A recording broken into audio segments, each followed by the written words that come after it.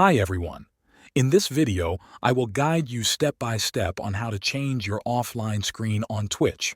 First, open your web browser and go to twitch.tv. Make sure you are logged into your account. Once you are logged in, click on your profile picture in the top right corner. From the menu that appears, click on Creator Dashboard. This will take you to your creator settings.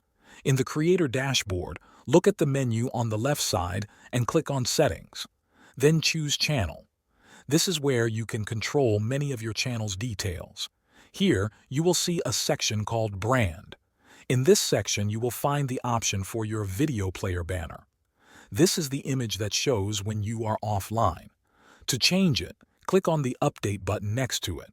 A window will appear where you can select a new image from your computer. That is all you need to do to change your offline screen on Twitch.